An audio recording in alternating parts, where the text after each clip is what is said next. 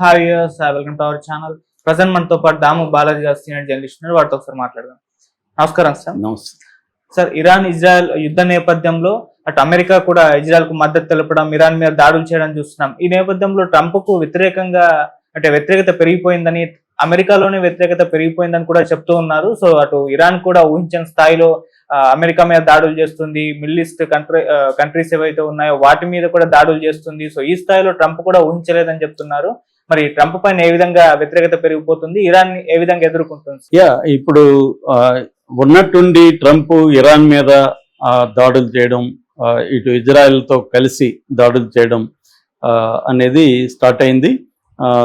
So దీనికి operation epic fury అని వీళ్ళు పేరు పెట్టారు. ఇజ్రాయెల్ ఏమో ఆపరేషన్ లయన్స్ రోర్ అని వాళ్ళు పేరు పెట్టారు. సో ఈ నేపథ్యంలో ఆపరేషన్ 2 ప్రామిస్ 4 అని చెప్పి ఇరాన్ కూడా ఎదురు తిరిగింది. ఈయన ఓవరాల్గా ఇప్పటి వరకు ట్రంప్ సాధించింది ఏంటి, ఇరాన్ ఎటువంటి వ్యతిరేకతను ప్రదర్శించింది, ట్రంప్కి ఇంటా బయట ఎటువంటి వ్యతిరేకత వస్తుంది, ఈ విషయాల గురించి మాట్లాడదాం.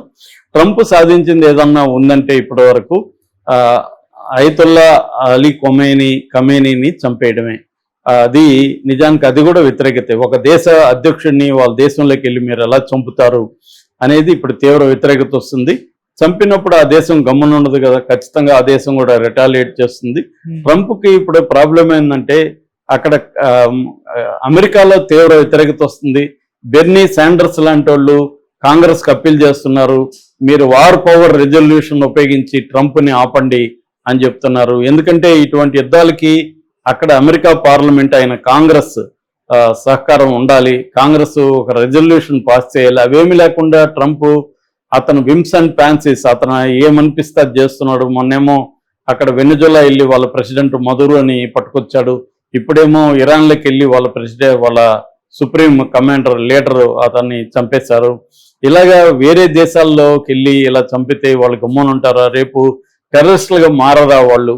ప్రపంచవ్యాప్తంగా అదే అంటున్నారు అమెరికాలో చాలా మంది. రేపు ఇరాన్ టెర్రరిస్టులు మన దేశం మీదకి వచ్చి దాడులు చేయరా, అప్పుడు మనం ఇబ్బందులు పడతాం కదా, ఈ టెర్రరిస్టులను క్రియేట్ చేస్తుండేది మనమే కదా అని కూడా వాళ్ళు మాట్లాడుతున్నారు. ఎందుకంటే ఇప్పుడు ఫర్ ఎగ్జాంపుల్ అక్కడ 108 మంది బాలికలు చనిపోయారు. ఒక బాలికల స్కూల్ మీద బాంబులు వేశారు. ఆ స్కూల్లో చదువుకుంటున్న 108 మంది పిల్లలు చనిపోయారు. ఆ తల్లిదండ్రులలో ఎవరో 10 మంది అన్న టెర్రరిస్టులకు మారాలనే ఆలోచన ఉండదా? పిల్లలు వాళ్ళ తండ్రులో లేకపోతే అన్నలో తల్లులో ఎవరైనా మారే అవకాశం ఉంది.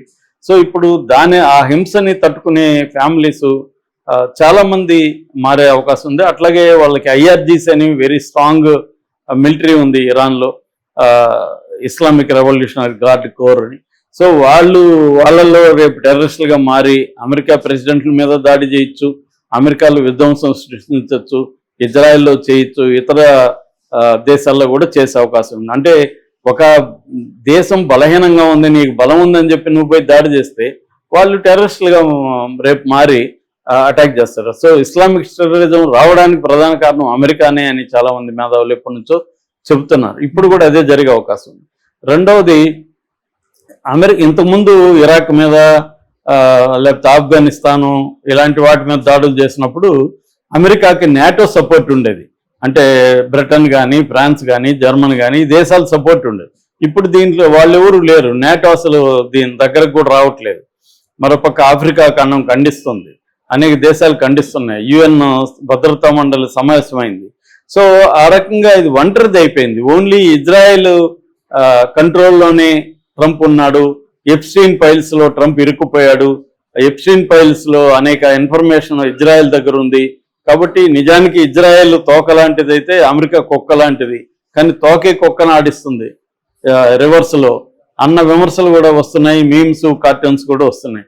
అంటే ఎప్స్టీన్ ఫైల్స్ లో ట్రంప్ ఇరుక్కుపోవడం వల్ల నెతన్యాహు ట్రంప్ ని తన కంట్రోల్లో పెట్టుకొని యుద్ధాన్ని క్రియేట్ చేశాడు. నిజానికి అమెరికాకి దీనివల్ల ఎటువంటి ప్రయోజనం లేదు. అమెరికాకి కానీ అమెరికా ప్రజలకి ఇరాన్ మీద అటాక్ చేయడము, ఖమేనీని చంపడం వల్ల వాళ్ళకేంటి ప్రయోజనం? ఇరాన్ ఏమి అమెరికాకు వ్యతిరేకంగా ఎటువంటి కార్యక్రమాలు చేయలేదు. సో ఇదంతా కూడా ట్రంప్ కొని తెచ్చుకున్న వ్యవహారంగా కనబడుతుంది.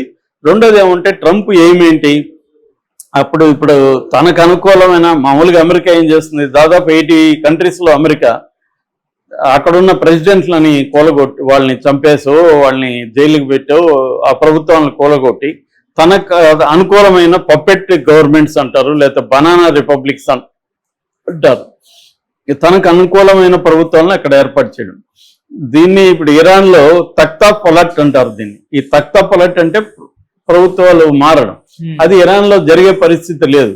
ఖమేనీ ముందే తెలుసు, ఖమేనీకి నన్ను చంపుతారని తెలుసు. ఆయన ధైర్యంగా ఆఫీసులోనే ఉన్నాడు, చనిపోయాడు. చనిపోతే ఏమీ నష్టం లేదు. ఆల్రెడీ ఆయన ముగ్గురిని సెలెక్ట్ చేసిపోయాడు. ఆ ముగ్గురులో ఒకరిని ఆల్రెడీ సుప్రీం కమాండర్గా ఎన్నుకునే ప్రాసెస్ స్టార్ట్ అవుతుంది. వాళ్ళు ఇంకా ఈ ఐఆర్జీసీ కూడా రంగంలో దిగుతుంది. వాళ్ళే కంట్రోల్ చేస్తారు. వాళ్ళకేమీ అక్కడ ఇబ్బంది లేదు. ఇవన్నీ వాళ్ళకి ముందే తెలుసు, రెడీగా ఉన్నారు. కాబట్టి ఇప్పుడు అక్కడేమీ ప్రభుత్వం మారిపోయే పరిస్థితి లేదు. ఎందుకంటే అక్కడ గ్రౌండ్లో ఆ దేశంలో ఏదన్నా రెబల్ గ్రూప్ ఉండి ఆ రెబల్ గ్రూప్ పోరాడుతూ ఉంటే వాళ్ళు ఏమన్నా ఇప్పుడు అధికారంలోకి వచ్చే అవకాశం ఉంది. అటువంటి రెబల్ గ్రూప్ లేదు. ప్రజలందరూ ఒక్కసారిగా వీధుల్లోకి వచ్చి తిరుగుబాటు చేసే పరిస్థితి కూడా ఇవాళ లేదు. ఆల్రెడీ చేశారు 2025లో, దాన్ని అణచివేయగలిగారు సక్సెస్ఫుల్గా. కాబట్టి ఈ ట్రంప్ అనుకున్న ఏది జరిగే పరిస్థితి అయితే లేదు. మరోవైపు హార్మూజ్ జలసంధి అది ఇప్పుడు క్లోజ్ చేసే పరిస్థితి వచ్చేసింది. ఆల్రెడీ భయపడి ఆపేశారు షిప్పింగ్ అంతా. మామూలుగా ప్రపంచంలో 25% ఆయిల్ ఈ రూట్లో వస్తుంది. ముఖ్యంగా గల్ఫ్ కంట్రీస్ నుంచి చైనా, జపాన్, ఇండియా లాంటి దేశాలకి ఈ రూట్లో వస్తుంది. సో అట్లాగే లిక్విఫైడ్ నేచురల్ గ్యాస్ 20% కూడా ఇక్కడ నుంచి వస్తుంది. సో ఇప్పుడు ఇది ఆగిపోతే ఈ దేశాలకంతా చైనా, ఇండియా, జపాను, ఇటు గల్ఫ్ కంట్రీస్ వీటి ఎకనామీ దెబ్బతింటుంది. రేట్లు పెరిగిపోతాయి, మార్కెట్లు కుప్పగూలుతాయి, ఈ అస్థిరత అనేది పెరిగిపోతుంది. ఇది ఇంటర్న్ అమెరికా మీద ప్రెజర్ పెరుగుతుంది. అట్లాగే ఇరాన్ ఊహించని విధంగా గల్ఫ్ కంట్రీస్ ఒకే రోజులో 7 గల్ఫ్ కంట్రీస్ మీద అటాక్ చేసింది.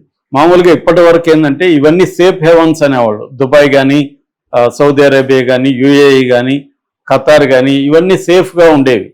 ప్రపంచంలో ఎక్కడ యుద్ధాలు జరిగినా ఇవి సేఫ్గా ఉండేవి.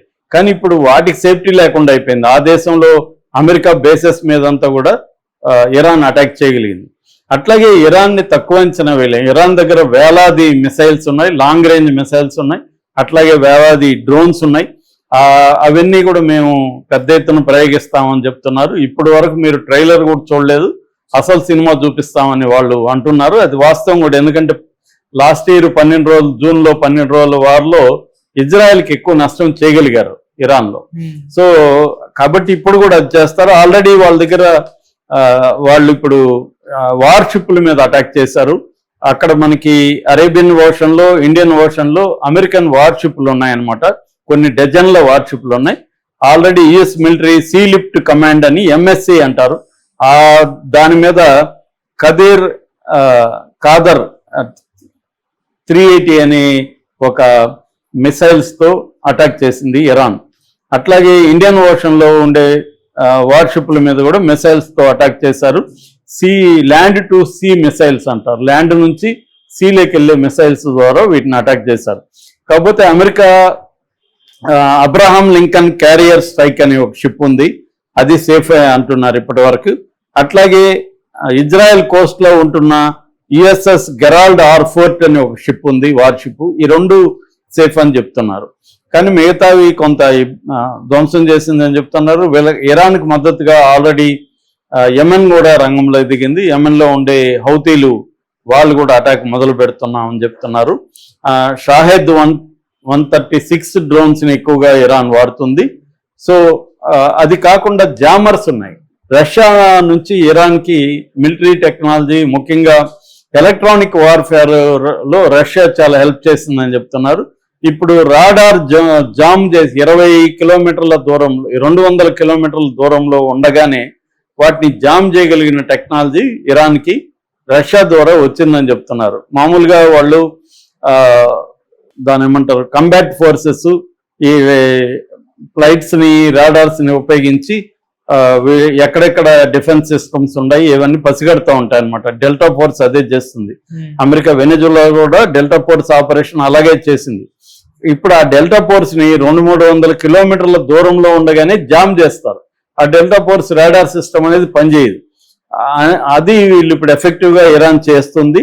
ఆల్రెడీ మొసాకా 1 రాడార్ సిస్టమ్ 1L265 అంటారు, ఇది రష్యా నుంచే వచ్చింది.